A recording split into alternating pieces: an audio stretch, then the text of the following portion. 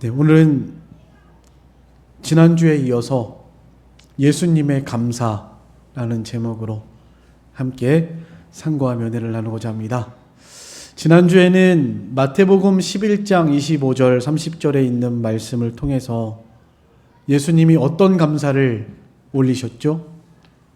하늘과 땅의 주인이신 하나님 아버지께 감사했습니다. 또 지혜롭고 슬기 있는 자들에게 숨기시고 어린아이들에게 나타내심을 감사하셨습니다. 그래서 우리도 지난주의 말씀을 생각하면서 예수님께서 감사하지 못할 만한 상황이었죠. 감사할 수 없는 그런 상황 중에서도 하늘과 땅의 주인 되시는 하나님 아버지께 감사하신 것처럼 우리들도 하나님을 아버지라고 부를 수 있음에 감사하고 하늘과 땅의 주인 되시고 모든 능력과 모든 권세 하나님께 있음을 고백하면서 하나님을 인정하고 하나님께 감사하고 우리의 모든 삶 속에서 모든 일을 합력하여 선을 이루시고 우리를 사랑하셔서 가장 좋은 길로 의의 길로 때로는 징계가 필요하실 때는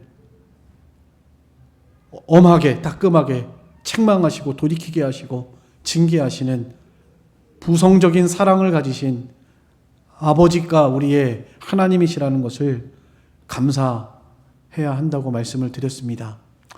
또 지혜롭고 슬기 있는 자들에겐 숨기시고 어린아이들에게 나타내심을 감사한다고 기도하셨는데 우리에게 어린아이와 같은 순전한 마음을 주셔서 하나님의 천국 복음, 이 예수 그리스도의 천국 복음을 우리의 마음에 받아들이고 믿어지게 하시고 하나님의 이 천국 복음이 우리에게 생명으로 역사하고 순종하고 따라갈 수 있도록 은혜 베풀어 주신 그 하나님의 은혜에 감사해야 함을 말씀을 드렸습니다. 이 세상 지혜로는 아무리 똑똑하고 지혜 있는 사람도 하나님의 말씀을 어린아이가 되지 않고서는 받아들일 수가 없고,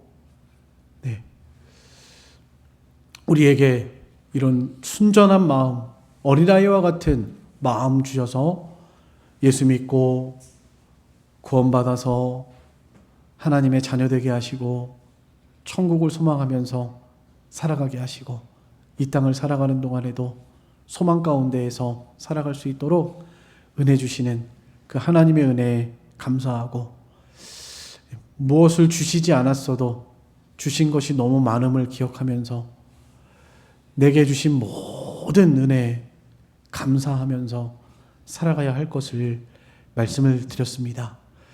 오늘은 요한복음 11장 39절로 44절을 말씀을 통해서 예수님이 또 어떠한 감사를 하셨는지 함께 상고하면서 우리가 예수님의 감사를 깨닫고 우리도 그 예수님의 감사를 본받아서 감사하면서 살아갈 수 있는 저희들의 신앙이 됐으면 좋겠습니다. 우리 마음에 참된 하나님의 평강과 안식이 있어서 날마다 기뻐하고 감사하며 하나님이 주시는 참된 평강이 우리 안에 충만하기를 간절히 소망합니다. 오늘 본문 41절 한번 읽어보겠습니다. 41절 다 같이 한번 읽어보겠습니다. 시작. 돌을 옮겨 놓으니 예수께서 눈을 들어 우러러 보시고 이르시되 아버지여 내 말을 들으신 것을 감사하나이다. 예수님께서 아버지여 내 말을 들으신 것을 감사하나이다. 이렇게 감사하셨습니다. 오늘 본문의 이 감사의 배경에 대해서 잠깐 설명드리겠습니다. 이 본문의 사건 요한복음 11장에는 나사로의 죽음이라는 사건이 등장을 합니다.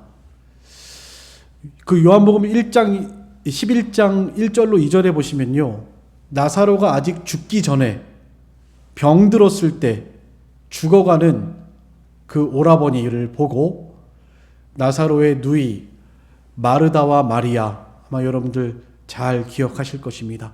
이 세 남매, 예수님이 사랑하시던 남매들이고 예수님께 향유를 부어드렸던 마리아, 또 예수님의 발 아래서 말씀을 들었던 마리아, 예수님을 위해서 또 많은 성도들을 위해서 음식을 대접하고 봉사하던 마르다, 이런 마리아와 마르다, 정말 예수님이 사랑하시던 3남매이고 너무나 귀한 예수님을 사랑하는 그런 믿음을 가진 자들입니다. 근데 그 오라버니, 오빠 나사로가 죽을 병에 들었습니다. 병 들었는데 원인은 모르겠고 죽어가는 거예요. 상황이 너무나 시급하니까 이제 마르다와 마리아가 사람들을 보내서 예수님을 좀 빨리 모셔와라.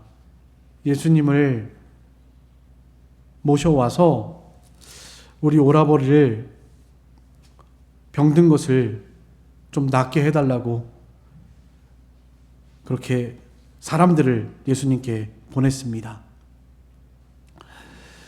예수님께서 오셔서 살려주시기를 구했습니다. 사랑하는 자가 병들었습니다.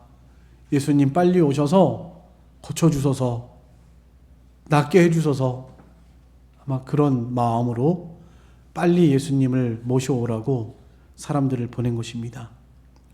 근데 예수님께서 그 말을 들으시고 그 병은 죽을 병이 아니다. 죽었는데요. 병들어서 죽었거든요.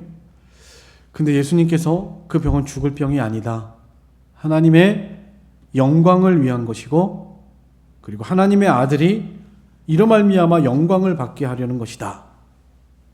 그러면서 바로 가지 않으셨습니다.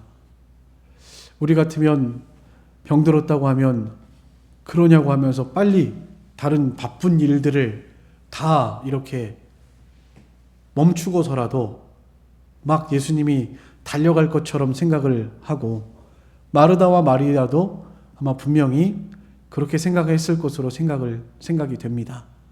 예수님이 빨리 오셔서 병든 나사로 죽기 전에 좀 기도해 주시고 낫게 해 주시기를 바라셨던 소망, 그런 간절한 소원이 아마 이 마리아와 마르다에게 있었을 것입니다. 근데 예수님께서 가지 않으셨어요. 죽기를 기다렸다가 이틀을 더 유하시고 죽은 다음에 이제 갈 때가 됐다. 가자. 내가 잠든 나사로를 깨우러 가야 되겠다 하면서 제자들에게 그렇게 말씀하셨어요. 즉시 간 게 아니고 가까운 거리에 있으셨음에도 불구하고 요단강 근처에서 지금 세례받았던 요단강 그 근처에서 예수님 세례받으셨던 그곳에서 그 근처에 계셨는데 거기서 여기 예루살렘 베다니까지 그렇게 먼 거리가 아닙니다. 근데 하여튼 이틀을 더 유하셨다가 나사로가 죽어서 장사 지낸 다음에 그 다음에 예수님이 제자들에게 그렇게 말씀하세요. 오늘 여기 본문에 읽지는 않았지만 11절 한번 보겠습니다. 이 말씀을 하신 후에 또 이르시되 우리 친구 나사로가 잠들었도다. 그러나 내가 깨우러 가노라. 제자들은 무슨 말 하는지 몰랐습니다. 잠들었으면 낫겠습니다. 병들었다고 했는데 지금 잠들어 있다면 금방 낫겠습니다. 그 정도로 알아들었습니다. 근데 예수님께서는 죽음을 가리켜 말씀한 것이죠. 죽었다라는 것이죠. 죽었는데 잠들었다라고 말씀한 것이죠. 그리고 예수님께서 나사로의 집으로 들어가셨습니다.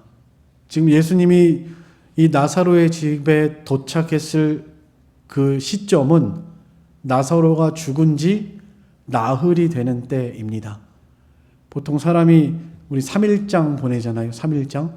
3일 정도 있다가 3일 동안 기다리는 이유가 혹시 살아날 수도 있으니까, 혹시 죽은 게 아니라 기절했다가 살아날 수도 있으니까, 또 뭐 조문객들 죽은 사람 마지막 이제 장사 지내기 위해서 3일 정도 이렇게 3일장을 보내는데, 보통 3일, 3, 4일, 4일 정도 지나면 특별히 별 관리하지 않고 그냥 내버려 둔 상태에서는 장기부터 썩기 시작한다고 합니다.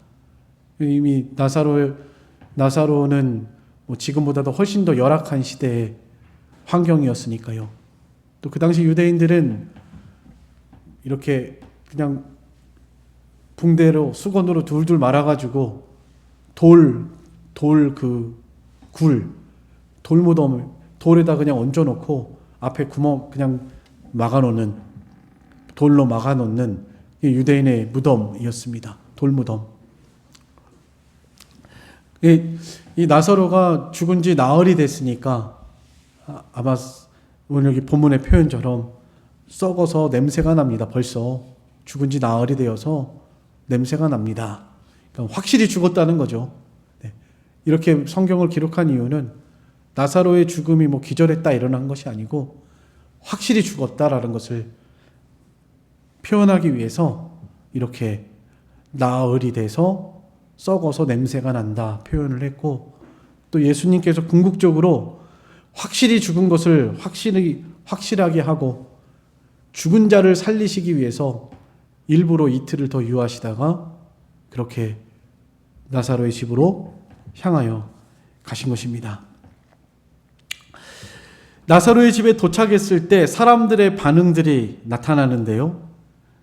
그 중에 먼저 마르다가 예수님께 제일 먼저 나가서 맞이했습니다.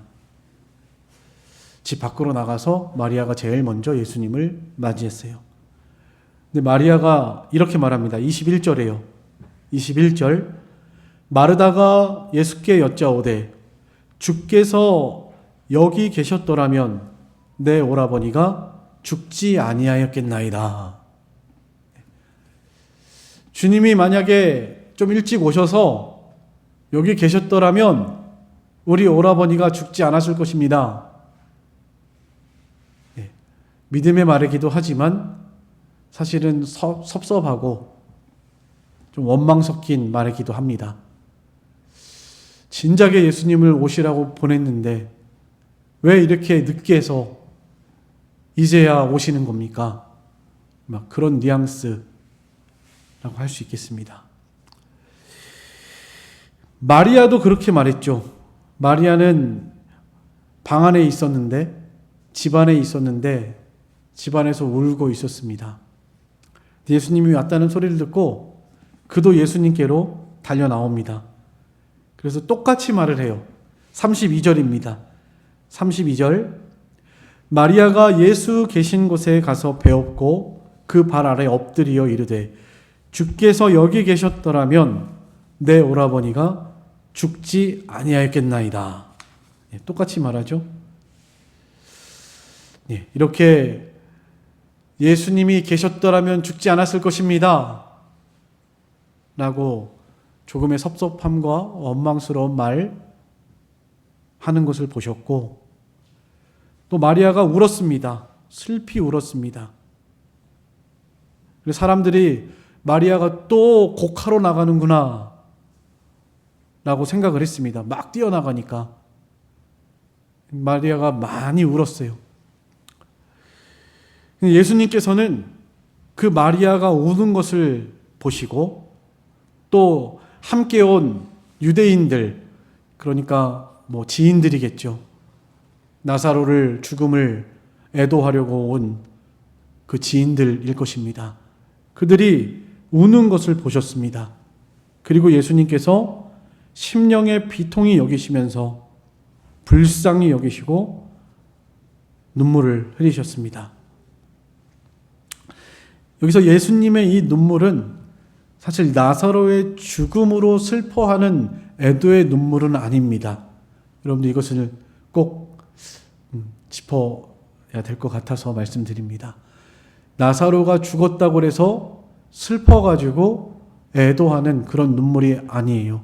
왜냐하면 예수님은 나사로를 잔다고 하셨고 이제 예수님이 나사로를 살리기 위해서 오셨기 때문에 죽었다고 슬퍼하거나 애도하는 눈물이 아닙니다. 예수님이 왜 눈물을 흘리셨는가? 마리아가 우는 것을 보고 또 곁에 선던 무리들, 유대인들이 슬피 우는 것을 보고 심령의 비통이 여기시면서 눈물을 흘리셨다고 그랬습니다. 그러니까 마리아와 유대인들, 특별히 예수 믿고 구원받은 또 구원받을 하나님의 자녀들, 그리스도인들을 위해서 흘리신 눈물이에요. 그러니까 이따가 말씀드리겠지만 부활이요 생명이 되시고 믿음으로 말미암아 우리에게 영원한 생명을 주신, 영생을 주신 그 주님의 말씀을 기억하지 못하고 그저 죽었다고 해서 세상이 무너진 것처럼 슬퍼하고 낙심하고 이런 이 성도들의 그 믿음을 보시고 불쌍히 여기시면서 예수님이 눈물을 흘리신 것입니다. 예수님의 이 눈물은 나사로의 죽음 때문에 흘린 눈물이 아니다. 하나님의 사랑하는 자녀들, 특별히 부활의 주님이 오셨는데도 보지 못하고 죽은 자를 살리시는 주님이 살리실 것을 알지 못하고 그렇게 슬퍼하고 낙심하고 있는 이런 사람들을 향한 안타까움과 불쌍히 여기는 그런 긍휼의 마음의 눈물이다 하는 것을 기억하셨으면 좋겠습니다. 이렇게 예수님께서 눈물을 흘리셨습니다. 그랬더니 옆에서 또 예수님이 흘리는 눈물을 보고 겉으로만 보고 오해하는 유대인들이 또 예수님을 비꼬면서 말하죠.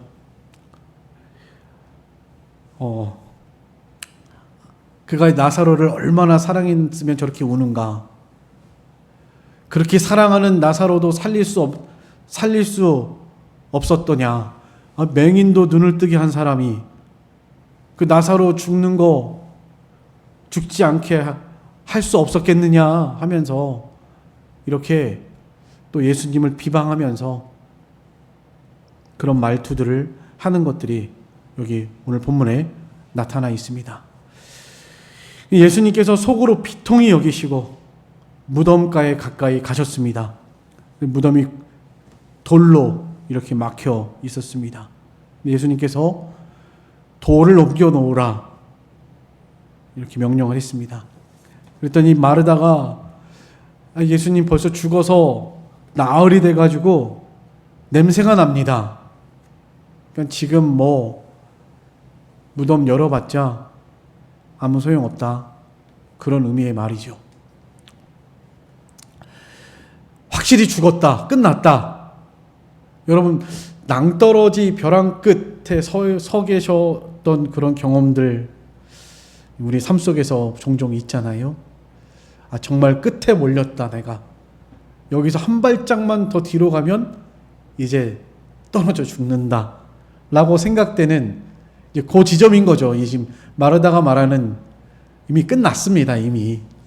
이미 낭떠러지에 서 있는 것도 아니고 우리 오라버니의 인생은 끝났습니다. 이제 더 이상 소망이 없습니다. 그런 뉘앙스의 말이죠.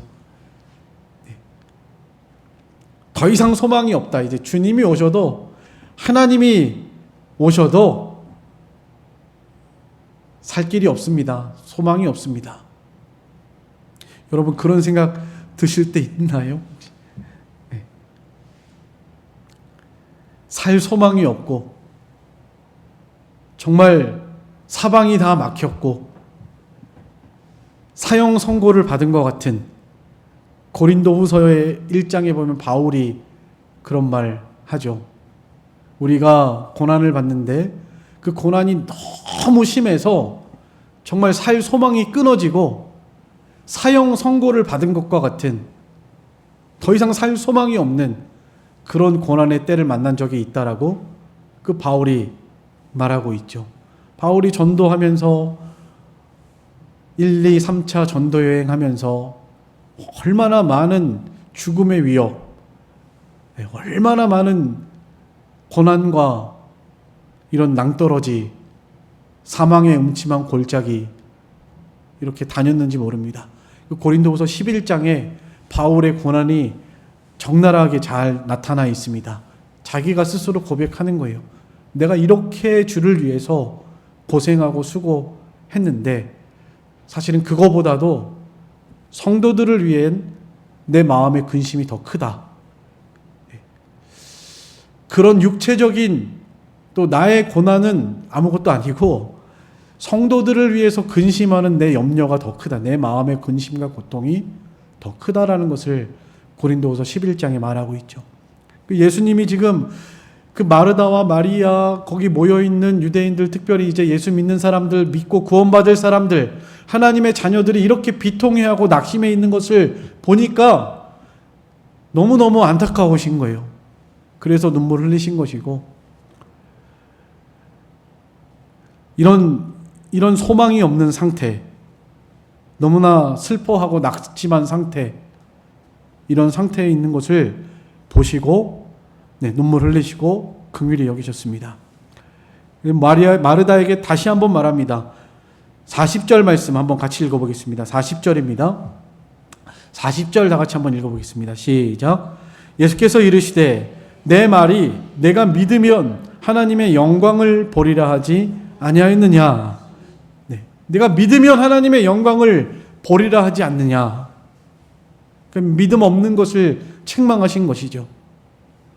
죽었다, 소망이 없다, 이제 끝이다, 적어서 냄새가 나는데 더 이상 소망이 없습니다, 주님이 열어봐도 소용없습니다, 그런 의미의 뉘앙스의 말인데 예수님께서 네가 믿으면 하나님의 영광을 보리라 하지 않느냐, 이렇게 마리아를 책망하시면서 돌을 옮겨 놓으라고 다시 말씀하셨습니다. 마르다가 돌을 옮겼습니다. 사람들을 시켜서 옮겼죠. 하여튼 마리아가 직접 했던지 사람들을 함께 했던지 이제 예수님의 명령대로 나사로를 시체를 두었던 굴 앞에 막혀있던 돌을 옮겨 놓았습니다. 돌을 옮겨 놨을 때 진짜로 죽어서 썩어서 냄새가 났겠죠. 시체, 그 동물 사체 가끔 이렇게 죽은 거, 오래된 거, 썩어가는 거, 그 근처에 가면 냄새가 정말 엄청나게 심각하더라고요. 그런 시체 썩는 냄새가 아마 나사로의 무덤에서부터 이렇게 올라왔을 것입니다. 확실히 죽은 거죠. 확실히 끝났고 완전히 죽고 썩어 있는 거죠. 그런데 예수님께서 그때 그 무덤을 열어놓은 나사로의 시체 앞에서 하늘을 우러러서 하나님을 향하여 눈과 마음과 모든 심령을 다 하나님께 향하셔서 감사 기도하신 것이 오늘 여기 본문의 내용입니다. 여기 42절, 31절, 42절 한번 같이 읽어보겠습니다. 41절, 42절입니다. 다 같이 읽겠습니다. 시작. 돌을 옮겨 놓으니 예수께서 눈을 들어 우러러 보시고 이르시되 아버지여 내 말을 들으신 것을 감사하나이다. 항상 내 말을 들으시는 줄을 내가 알았나이다. 그러나 이 말씀 하옵는 것은 둘러선 무리를 위함이니 곧 아버지께서 나를 보내신 것을 그들로 믿게 하려 함이니이다. 이렇게 감사 기도하셨어요. 그리고서는 큰 소리로 나사로야 나오라! 그랬더니 죽었던 나사로가 수족을 배로 동인 채로 나오는데 얼굴은 수건으로 쌓여 있었고 예수님께서 풀어줘라, 놓아서 다니게 해라.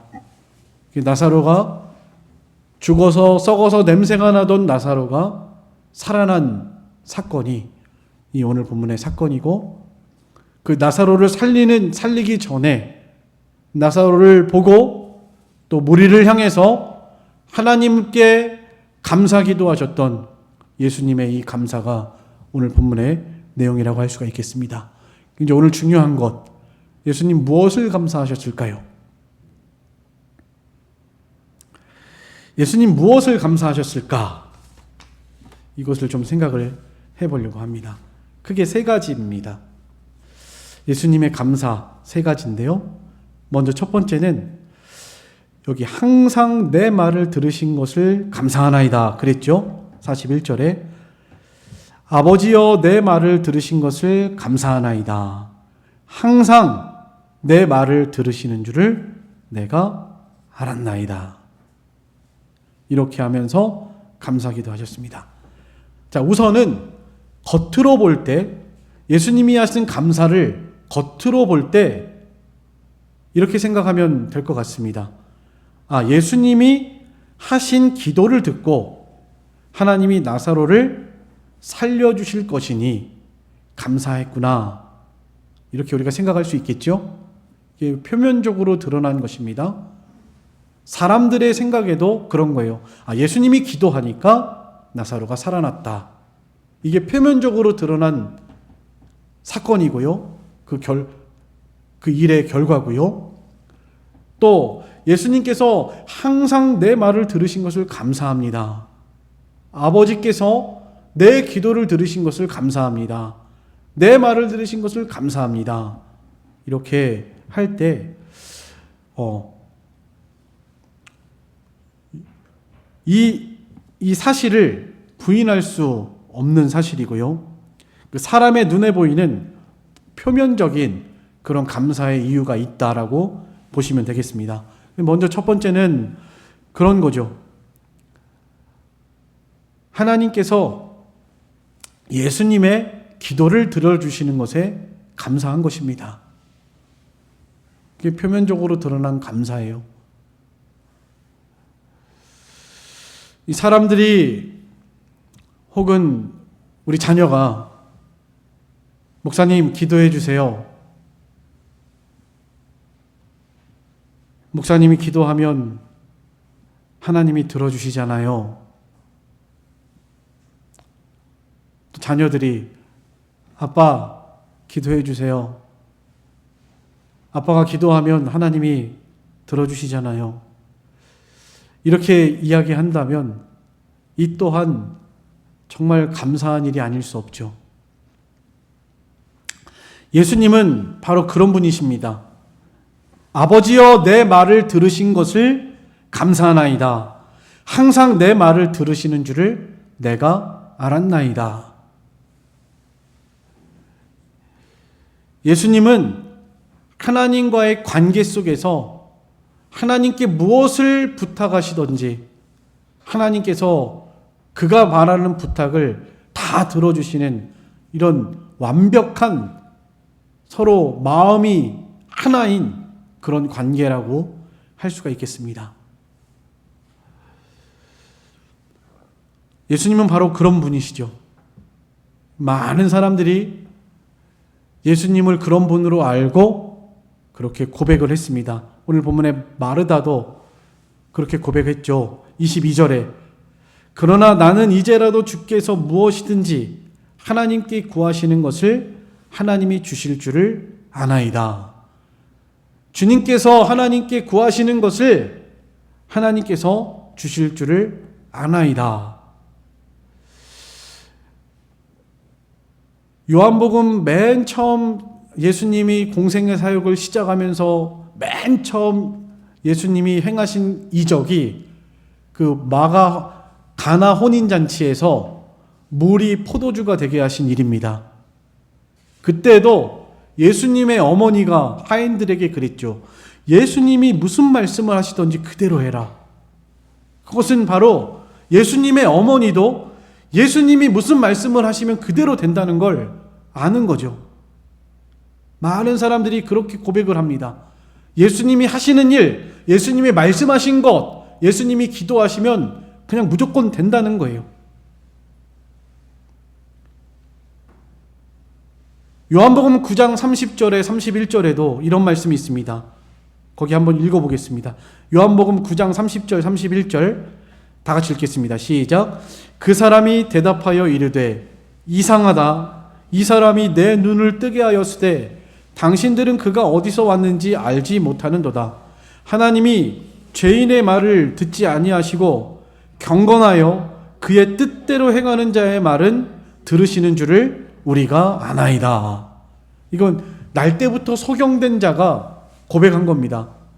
사람들이 물었죠. 저 사람이 날 때부터 소경된 건 도대체 누구 잘못입니까? 아버지가 죄가 있어서입니까? 본인이 죄가 있어서 그렇게 태어난 겁니까? 그랬더니 예수님께서 아니다. 하나님이 하시고자 하시는 일을 이루시기 위함이다. 이렇게 답변하셨습니다. 그리고서는 그 소경의 눈을 띄워주셨죠. 그가 날 때부터 소경이고 성전 앞에서 구걸하던 자입니다. 그래서 많은 사람들이 봤어요. 저는 날 때부터 소경이라는 것을 누구나 다 아는 소경 거지입니다. 소경 거지예요. 구걸하던 거지입니다. 그런데 예수님이 눈을 띄워주신 다음에 성전에서 일하던 대제사장 바리새인들이 그랬죠. 너 눈을 띄워주게 해준 사람이 누구냐 도대체. 그랬더니 이제 그 부모가 모릅니다 그랬죠. 모른다고 그랬죠. 사실은 알면서 누가 띄워뒀는지 알거든요. 근데 알면서도 잘 모르겠습니다. 어떻게 눈을 떴는지 모르겠어요. 날 때부터 소경된 거는 확실합니다. 왜냐하면 내가 낳았으니까 날 때부터 소경된 건 확실한데, 그런데 누가 낳게 해줬는지는 모릅니다 라고 말했는데, 그 이유를 예수님을 시인하는, 예수를 그리스도라고 시인하는 자들은 출교시켰다. 출교시키는 것이 무서워서 그렇게 했다라고 그렇게 기록이 되어 있습니다. 그 당시에 예수님을 믿는다고 그러면 쫓아내는 거예요. 그 당시에 그 유대인의 회중에서 내쫓김 당하는 것은 우리가 말세에 당할 환난이 더 이상 매매도 할 수 없고 학교도 못 다니고 직장에 갈 수도 없고 그런 상태가 되는 겁니다. 이 출교당하는 것은 더 이상 그 사회에서 살 수 없게 되는 거예요. 어쨌든 그것이 두려우니까 예수님이 고쳐줬다고 말은 못하고 그들이 모르겠습니다. 누가 고쳐줬는지.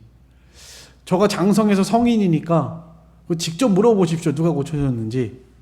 그래서 소경에게 찾아온 겁니다. 그 누가 너 고쳐줬냐 이렇게 고쳐줬냐고 하니까 그 예수님이 고쳐줬다는 그런 말 하지 말아라.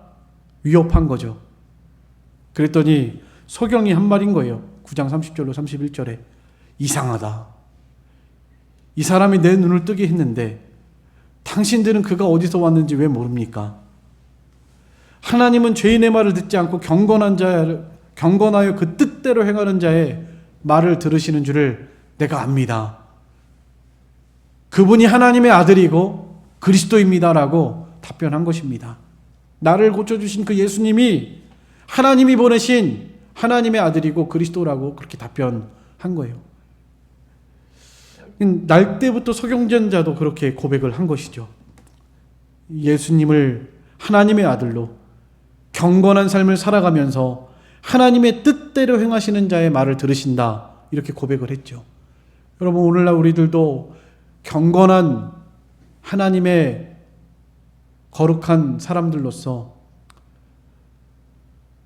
하나님을 기쁘시게 하고 하나님의 뜻대로 순종하면 하나님께서 무엇이든지 구하는 바를 들어주시는, 하나님의 뜻대로 구하면 무엇이든지 들어주시는 그런 살아계신 하나님이신 줄을 믿습니다.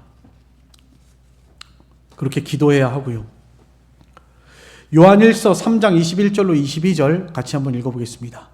요한일서 3장 21절로 22절입니다. 다 같이 읽겠습니다. 시작. 사랑하는 자들아, 만일 우리 마음이 우리를 책망할 것이 없으면 하나님 앞에서 담대함을 얻고 무엇이든지 구하는 바를 그에게서 받나니 이는 우리가 그의 계명을 지키고 그 앞에서 기뻐하시는 것을 행함이라. 예수님은 항상 하나님을 기쁘시게 했고 항상 하나님의 뜻대로 순종하셨기 때문에 그가 무엇을 구하든지 항상 예수님의 말을 하나님이 들어주신 것입니다.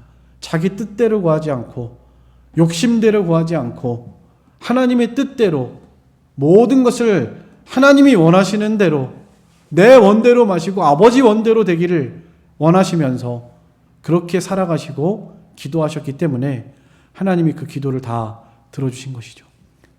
우리도 그런 삶을 살아가면서 기도하면 하나님께서 우리의 모든 기도, 예수님 기도를 들어주신 것처럼 말씀대로 이루시니까 하나님께서는요, 말씀대로 아까 요한일서 3장 21절로 22절의 말씀처럼요, 하나님을 기쁘시게 하면서 순종하면서 기도하면 하나님께서 다 들어주신다. 여러분, 이런 사람들이 우리들도 되도록 항상 힘을 쓰셔야 합니다. 그래서 자녀들을 위해서 우리가 이런 부모가 되셨으면 좋겠고요. 자녀들을 위해서 하나님께 기도할 때 하나님께서 그 기도를 들으시고 또 성도들을 위해서 기도할 때 하나님께서 기뻐하셔서 그 기도를 들으시는 이런 우리 교회 목사가 되도록 우리가 항상 하나님 앞에 경건하게 살고 하나님을 기쁘시게 하는 이런 삶을 살아가도록 힘을 쓰고 힘을 써야 합니다. 사실 표면적으로 드러난 감사의 내용입니다. 그러나 이것만이 예수님의 감사의 전부가 아닙니다. 더 중요한 감사의 이유가 있죠.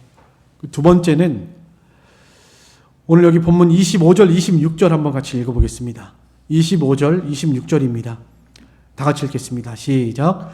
예수께서 이르시되 나는 부활이요 생명이니 나를 믿는 자는 죽어도 살겠고 무릇 살아서 나를 믿는 자는 영원히 죽지 아니하리니 이것을 내가 믿느냐.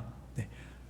나를 믿는 자는 죽어도 살겠고 영원히 죽지 아니하리라. 영원한 생명 주신 것에 감사하기도 하는 것입니다. 사실은 나사로의 죽음, 그가 살고 죽는 거, 그건 아무것도 아니고요. 예수님께서 그 앞에서 하나님께 감사기도 하신 것은 부활이요 생명이 되게 하시고 예수님으로 부활이요 생명 삼으시고 예수를 믿고 구원받은 모든 자에게 부활을 영원한 생명을 주신 것을 감사하는 그런 감사의 기도입니다. 나사로가 이미 죽었어도 그 죽은 영혼은 즉시로 하나님 앞에 천국에 낙원에 가게 되는 것이고요. 그리고 썩어서 냄새가 나고 흙으로 돌아갔던 육신도 장차 예수님이 부활의 첫 열매가 되시고 예수님이 이 땅에 다시 재림하실 때 다 부활하게 될 것을 하나님의 말씀을 의지해서 감사하면서 기도한 것입니다. 또 특별히 이 나사로의 사건은요, 예수님의 십자가의 죽으심과 부활을 예표하는 사건입니다. 자신을 죽었다가 살리실 것을 믿음으로 감사한 것이기도 합니다. 하나님께서 자신을 이 땅에 보내셔서 십자가에 죽었다가 우리를 구원하시기 위해서 죽은 자 가운데서 다시 살아서 부활의 첫 열매가 되실 것을 아시고 부활이요 생명이 되는 이런 놀라운 일을 행하시는 이런 하나님의 은혜에 감사 기도하신 것입니다. 나사로가 죽었다가 살아났어도 다시 죽죠. 죽은 사람 다시 살렸어도 영원히 사는 것이 아니라 다시 죽습니다. 어차피 죽습니다. 우리 인생은 죄값으로 말미암아 죽음이 왔고, 죽는 것은, 한 번 죽는 것은 정한 것입니다. 하나님의 뜻이에요. 아무리 오래 살고 싶다고 기도해도 하나님의 뜻대로 죽습니다. 네, 죽는 거예요. 그러니까 욕심으로 기도하지 말고, 오래 살게 해달라고, 안 죽게 해달라고, 그런 기도하지 말고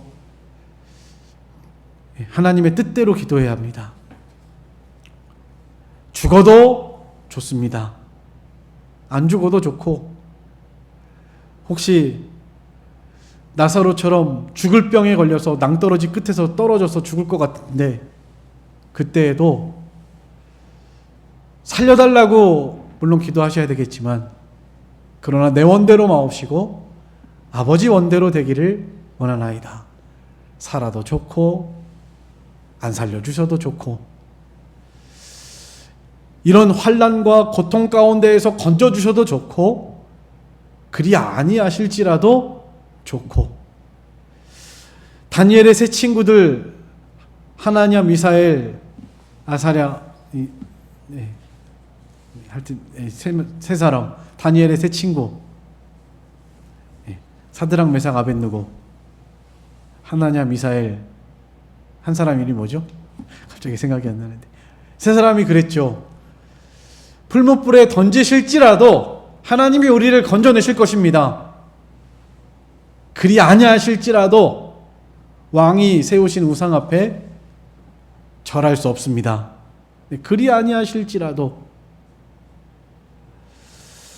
사실은 죽음을 통해서 우리가 이제 진정한 하나님의 나라에 가는 것이죠. 이 땅에 살아가는 동안에 그렇다고 죽기를 사모해서는 안 되고요. 사는 동안에 하나님이 맡겨준 사명을 감당하면서 하나님의 도움을 구하면서 힘을 써서 하나님의 나라를 위해서, 하나님의 영광을 위해서 게으르지 말고 부지런하여 열심을 품고 그렇게 살아가셔야 하고요. 그러나 이 수고하고 무거운 짐지는 인생, 이 세상은 고생하고 수고하는 곳이거든요. 사실 나그네라고 그랬죠. 우리 인생이 나그네와 같은 인생, 수고하고 희생해야 하는 곳입니다. 그래서 사도 바울은 그런 고난과 주님을 위해서 희생하고 고난받으면서 내가 빨리 떠나서 하나님께 갔으면 좋겠다 라고 그렇게 고백을 했죠. 오히려 떠나서 그리스도와 함께 있는 게 더 좋다. 그러나 내가 살 것은 너희들에게 유익하기 때문에 살 것을 확신한다. 이렇게 고백을 했습니다. 바울의 간절한 기대와 소망이었죠. 그러니까 이 죽음이라고 하는 것은 반드시 지나가는 것인데, 그 죽음이라는 것을 통해서 우리는 예수 그리스도를 믿고 구원받아서 영원한 생명을 얻고 하나님의 나라에 가고, 다시 예수님이 재림하실 때 예수님이 부활하신 것처럼, 죽은 나사로가 살아난 것처럼 우리도 다시 살아서 영원히 살게 될 이런 영원한 소망 주신 것에 대해서 예수님은 감사하신 것입니다. 여러분, 손양원 목사님이라고 그 사랑의 원자탄, 그 공산당이 두 아들을 죽였죠. 공산당이 두 아들을 죽였습니다. 예수 믿는다고 죽였습니다. 예수 믿는다고. 옛날에는 상여 나가는데 그 아들 둘 상여 나가면서 아버지 손양원 목사님이 그 맨 앞에서 춤추면서 찬양하면서 그렇게 가셨다고 그래요. 사람들이 오늘 같은 날 좀 자중하시죠. 그랬다고 그래요. 그 목사님한테. 근데 하나도 아니고 둘씩이나 순교의 제물로 하나님이 받아주셨는데 내 어찌 찬양하지 않을 수 있겠는가 하면서 찬양하고 감사하면서 그렇게 막 상여 나가는데 춤추면서 찬양하면서 그렇게 나가셨다고 합니다. 그리고 자기 아들 둘을 죽였던 그 공산당을 양자 삼았죠. 이름도 큰아들 동인이, 작은아들 동신이 그 뒤에 자를 따가지고 인신으로 계명을 하고 양자 삼아서 아들로 키웠습니다. 사랑의 원자탄이라고 그러죠. 사랑의 원자탄. 우리가 보통 생각으로 이해가 안 되죠. 정신 나갔고 미친 사람이죠. 예수님이 지금 마치 그런 모습인 거죠. 죽어서 썩어서 냄새가 나가지고 무덤에 묻어놓고 다른 사람들은 다 애도하고 울고 있는데 감사합니다 라고 기도하시니까 사람들이 볼 때는 이상하죠. 예수님께서는 그렇게 감사하신 거예요. 천국 가도 좋고, 죽어서 빨리 천국 가면 더 좋고, 살아도 좋고, 죽어서 빨리 천국 가면 더 좋고, 그런, 또 다시 살 거니까 영원한 생명 주셨고, 또 우리가 주님 오실 때 다시 부활해서 살게 될 것이니까.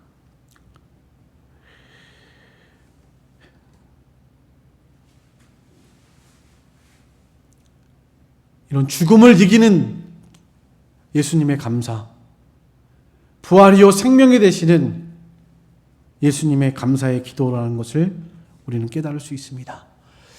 지지난주에 말씀드렸던 영혼의 닷 같은 소망 우리에게도 주셨다고 그랬죠. 하나님의 말씀이, 하나님이 우리의 소망이시고 말씀대로 이루어질 것이니까, 하나님이 말씀한 대로 그대로 다 이루어질 것이니까 우리는 말씀 붙들고 말씀 의지해서 기도하면 다 반드시 이루어질 것이라, 이런 소망 주셨고, 또 하나님 나라에 대한 소망 주셨죠. 이 세상이 끝이 아니라 하나님의 나라에 옮겨서 영원한 생명 주셨죠. 영생의 소망, 영원히 살 소망.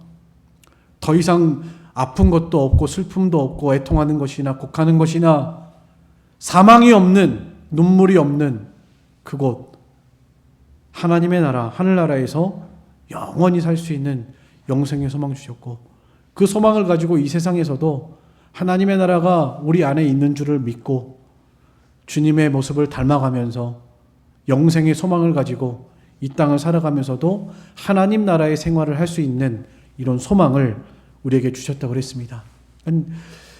이 소망은 진짜 우리의 소망이죠. 부활이요 생명이라는 것은 이 세상의 어떤 고난과 어떤 어려운 일을 보다도 능히 넉넉히 이기는 위로고, 능히 넉넉히 이기는 승리가 되는 것이죠. 죽어도 다시 산다는데, 세상에서 기껏해야 제일 우리를 고통스럽게 하는 것이 죽음인데, 죽음으로 갈라지는 것, 죽을 고통을 당하는 것, 그것이 우리가 세상에서 당하는 가장 큰 고통 중에 제일 큰 고통인데, 죽음도 이기는 부활의 생명을 하나님이 주셨는데, 사망을 이기는 권세를 우리에게 약속하셨는데, 이것이야말로 참된 위로고 참된 승리이고, 그 하이델베르크 르문답 1문에서는 당신의 유일한 위로 무엇입니까? 라고 할 때 그렇게 답하는 것이죠. 살아서나 죽어서나 나는 나의 것이 아니고 신실하신 우리 주 예수 그리스도의 것입니다. 우리가 이런 신앙 고백이 있을 때, 이런 감사가 있을 때, 사실은 더 이상 이 세상에서 당하는 여러 가지 시험, 여러 가지 문제, 여러 가지 고난과 고통, 환난, 시험, 이런 것들이 더 이상 문제가 되지 않는다.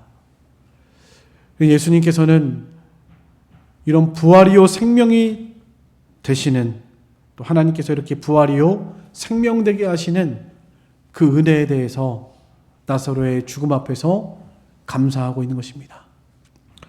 마지막으로 세 번째는 둘러선 무리들이 하나님의 아들 예수 그리스도를 믿게 될 것에 대해서 감사했습니다.